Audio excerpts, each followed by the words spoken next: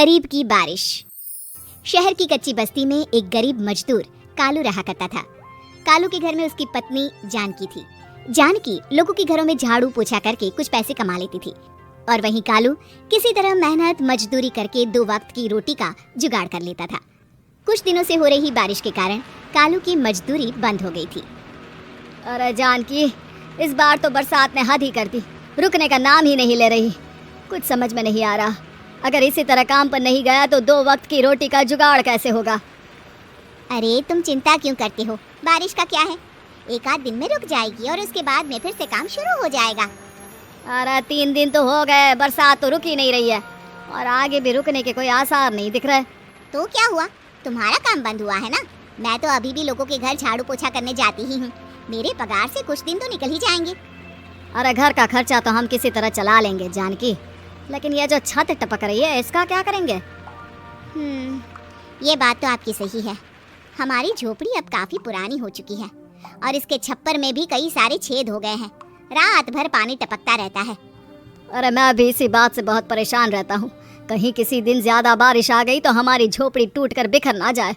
राम राम राम, ऐसी अशुभ बातें क्यों करते हो? अरे ऐसा कुछ नहीं होने वाला, ये झोपड़ी ही तो हमारा सब कुछ है। अगर यही नहीं रही तो हम जाएंगे कहाँ? ठीक है जानकी, जब तुम्हारी पगार मिल जाएगी तो कुछ पैसे बचाकर झोपड़ी के छप्पर की मरम्मत करवा लेंगे, शायद हमारी परेशानी कुछ कम हो जाए। ठीक है जी, अब ना ज्यादा परेशान मत हो। ये लो खाना खा लो और सो जाओ, सुबह मुझे भी जल्दी काम पर जाना है। जानकी और कालू अपनी झोपड़ी में सो गए। रात को अचानक से बहुत तेज बारिश शुरू हो गई। धीरे धीरे बारिश का पानी कालू की बस्ती में भरने लगा। पानी भरते भरते झोपड़ी के बाहर तक पहुंच गया था। सुबह के वक्त जब कालू और जानकी सोकर उठे, हे भगवान, ये क्या हो गया? बारिश का पानी तो हमारे घरों तक पहुंच चुका है। अब मैं काम पर कैसे जाऊंगी? रहने दो जानकी, तुम आज काम पर मत जाओ। ऐसे पानी से निकल कर जाओगी और बीमार पड़ गई तो लेने के देने पड़ जाएंगे। लेकिन अगर नहीं गई तो मालकिन लोग नाराज हो जाएंगे। आप जानते हैं ना, बड़ी मुश्किल से 1 दिन की छुट्टी भी नहीं देती है। अरे लेकिन जानकी, झोपड़ी के बाहर तो पूरी बस्ती में पानी भरा है, तुम जाओगी कैसे? जानकी जैसे तैसे करके काम पर चली जाती है, लेकिन अगले दिन फिर से बहुत ज्यादा बारिश होती है और बस्ती में ज्यादा पानी भर जाता है। आज तो मैं तुम्हें किसी भी तरह काम पर नहीं जाने दूंगा। अरे अगर तुम्हें कुछ हो गया तो क्या होगा? ठीक है, तुम ठीक ही कहते हो, आज नहीं जाती। अगर मालकिन नाराज हो गई तो मना लूंगी किसी तरह। अरे मनाने वाली क्या बात है, जब तुम बताओगी कि हमारी झोपड़ी में पानी भर गया है तो वो खुद ही समझ जाएंगे ना। अगले 2 दिन तक तेज बारिश होने की वजह से जानकी, कालू और आसपास की बस्ती में रहने वाले सभी लोगों के घरों में पानी भर जाता है, जिसकी वजह से जानकी काम पर नहीं जा पाती। और 3 दिन के बाद जैसे ही जानकी काम पर पहुंचती है, कहाँ थी तुम? पिछले 3 दिनों से काम पर क्यों नहीं आई?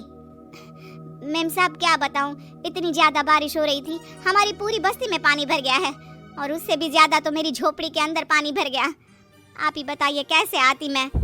इसका मतलब ये हुआ कि बारिश होगी तो तुम काम पर नहीं आओगी? ना ना, मेरे कहने का ये मतलब नहीं था मेम साहब। तुम जानती भी हो 3 दिन से कितनी परेशानी हो रही है मुझे, सारा काम मुझे खुद करना पड़ा। माफ कर दीजिए मालकिन जी, पर मैं क्या करती, आने के लिए रास्ता ही नहीं था, सब जगह पानी भरा हुआ था। बहाने तो तुझे बहुत बनाने आते हैं। जानकी देख, अगर अगली बार ऐसा किया ना तो फिर काम से हमेशा के लिए छुट्टी। अरे ना ना मालकिन, ऐसा मत कीजिए। बारिश की वजह से मेरे पति की मजदूरी भी छूट गई है। बड़ी मुश्किल से घर में 2 वक्त खाने की रोटी का जुगाड़ हो पाता है। आप मुझे काम से निकाल देंगे तो हम क्या खाएंगे? अगर इतनी ही चिंता है तो फिर रोजाना काम पर आया करो। चलो अब जल्दी से जाकर घर का सारा काम करो। बारिश रुकने का नाम ही नहीं ले रही थी। पूरे शहर में बाहर जैसे हालात बन गए थे, लेकिन नौकरी जाने के डर से जानकी किसी तरह रोज काम पर जाती थी। एक दिन जब जानकी काम करके अपने घर लौट आई तो अचानक उसकी बस्ती में कुछ लोगों का शोर सुनाई दिया। अरे लगता है बाहर कुछ हुआ है, मैं जाकर देखता हूँ। हाँ हाँ, पता तो कीजिए, ये बस्ती में लोग इतना शोर क्यों कर रहे हैं? बाहर जाकर कालू ने एक आदमी से पूछा, अरे क्या हुआ भाई, इतना शोर क्यों मचा रहा है? अरे क्या बताए भैया, अपनी बस्ती के बाहर एक पुल टूट गया है और वहाँ पर एक कार फंसी है। थोड़ी देर में अगर किसी ने नहीं बचाया ना तो वो कार पानी में बह जाएगी। ये क्या कह रहे हो भैया, कार के अंदर कोई है क्या? हाँ, कोई औरत बैठी है अकेली है, बहुत रो रही है बेचारी, मदद के लिए बुला रही है। अरे तो हमें जाकर उनकी मदद करनी चाहिए ना। अरे लेकिन इसमें बहुत खतरा है, हमें अपने आप को बचाना चाहिए। पानी कभी भी हमारी बस्ती की तरफ आ सकता है। अरे तुम्हें नहीं चलना तो मत चलो, लेकिन मैं तो जाकर उस औरत की मदद जरूर करूंगा। कालू उस जगह पर पहुंचता है जहां वो औरत कार में फंसी हुई थी। वहां पर पानी का बहाव बहुत तेज था और सारा पानी कालू की बस्ती की तरफ ही आ रहा था। कालू ने एक बड़ी सी रस्सी को पेड़ से बांध दिया और दूसरे सिरे को कार की तरफ फेंक दिया और उस औरत को रस्सी के सहारे बाहर आने के लिए कहा। तभी वहां जानकी भी दौड़ती हुई आई। अरे ये तो मेरी मालकिन है जिनके यहाँ मैं काम करने जाती हूँ। और मैडम जी आप डरिएगा मत, आपको कुछ नहीं होगा। आपकी गाड़ी को भी मैंने रस्सी से बांध दिया है। थोड़ी देर में पानी का बहाव कम हो जाएगा, फिर हम आपकी कार को भी बाहर निकाल लेंगे। क्या तुम जानकी के पति हो? हाँ हाँ, जानकी मेरी ही पत्नी है, आपके यहाँ काम करती है ना। लेकिन मेम साहब आप यहाँ पानी में कैसे फंस गई?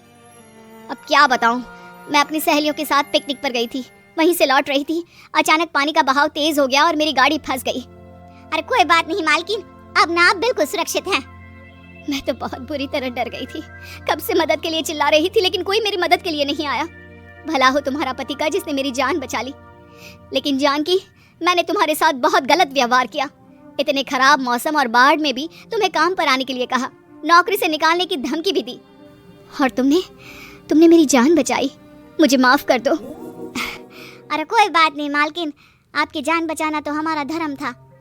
देखो जानकी, तुम्हारी झोपड़ी में जो भी नुकसान हुआ है उसके लिए मैं तुम्हें पैसे दूंगी। आज तुम्हारे पति ने मेरी जान बचाई है और आज के बाद मैं तुम्हें कभी भी नौकरी से निकालने की धमकी नहीं दूंगी। आज मैं तुम्हारी परेशानी को अच्छी तरह समझ चुकी हूँ। हम जैसे पैसे वाले लोगों के लिए अपने घर में बैठकर बारिश का मजा लेना बहुत आसान है, लेकिन तुम गरीब लोगों के लिए बाढ़ और बारिश काफी परेशानी खड़ी कर देते हैं। ये बात मुझे आज अच्छी तरह समझ आ गई है। आपका बहुत बहुत धन्यवाद मालकिन।